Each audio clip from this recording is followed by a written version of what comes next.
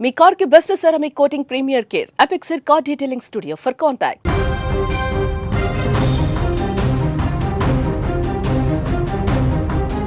హైదరాబాద్ మల్కాజ్గిరిలో గుండెలు పగిలే ఘటన.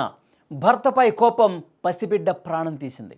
మోనాలిసా అనే ఒక తల్లి తన 7 ఏళ్ల కూతురు షారోన్ మేరీని భవనం మీద నుంచి కిందకు తోసేసింది. వసంతపురి కాలనీలో జరిగిన ఈ దారుణం చూసి స్థానికులు హడలెత్తిపోయారు, భయంతో వణికిపోయారు.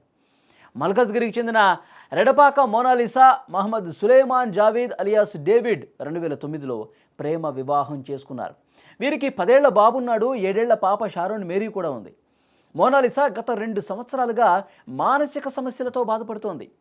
భర్త డేవిడ్తో తరచుగా గొడవ పడేది. తన కోపం మొత్తం కూడా పిల్లల మీదే చూపించేది. ఆదివారం రాత్రంతా భర్తతో గొడవ పడినట్టుగా తెలుస్తోంది మోనాలిసా. సోమవారం మధ్యాహ్నం 2:30 అవుతుంది సమయం. విచక్షణ కోల్పోయింది. కూతురు షారోన్ మేరీ తల్లి ఫోన్ తీసుకుని ఆడుకుంటోంది.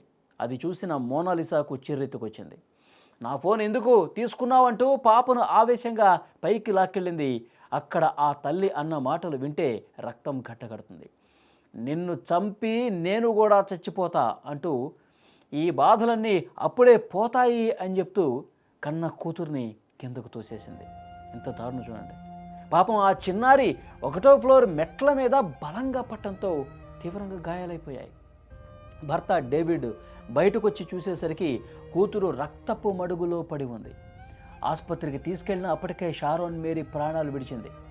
భార్యాభర్తల గొడవలు, తల్లి మానసిక స్థితి ఇప్పుడు ఒక పసి మొగ్గను చిదిమేసాయి కదా. క్షణికావేశంలో ఆ తల్లి చేసిన పనికి ఇప్పుడు ఆ కుటుంబంలో మొత్తం కూడా శోకం నిండిపోయినటువంటి పరిస్థితి ఉంది.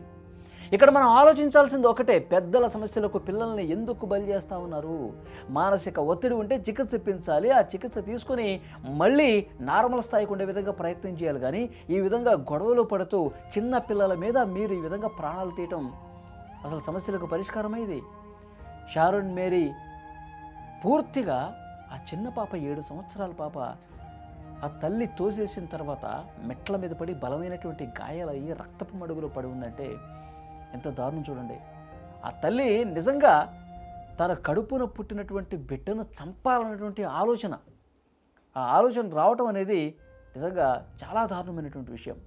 భార్యాభర్తల మీద వాళ్ళిద్దరి మధ్య గొడవలు 1,00,000 ఉండొచ్చు, కానీ చిన్న పిల్లల మీద వాళ్ళు ఆ ప్రతాపం మొత్తం కూడా చూపిస్తున్నటువంటి పరిస్థితి ఉంది. ఎంత దుర్మార్గం చూడండి. వాళ్ళు ప్రేమ వివాహం చేసుకున్నారు, 2 సంవత్సరాలుగా ఈ విధంగా విపరీతంగా గొడవలు పడతా ఉన్నారంట. సో ఇలాంటి వాళ్ళని ఏం చేయాలి? పైపేచో ఇప్పుడు ఆమెకి మానసిక స్థితి సరిగా లేదు, మైండ్ సరిగా లేదు, అందుకే ఈ విధంగా చేసిందని చెప్పి మాట్లాడుతున్నారు. నిజంగా ఇది జరిగింది కాబట్టి ఆమె అంటే ఈ దారుణం నుంచి ఈజీగా తప్పించుకోవటం కోసం మానసిక సమస్య ఉందని చెప్పేసి అంటా ఉన్నారా? దీని మీద కూడా ఇన్వెస్టిగేట్ చేయాల్సినటువంటి అవసరం ఉంది.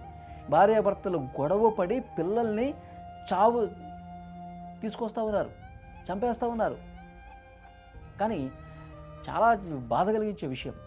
నిజంగా ఈ వార్త రాష్ట్రం మొత్తం కూడా సంచలనం అయిపోయింది. పిల్లల్ని ఇంత దారుణంగా చంపుతున్నారు.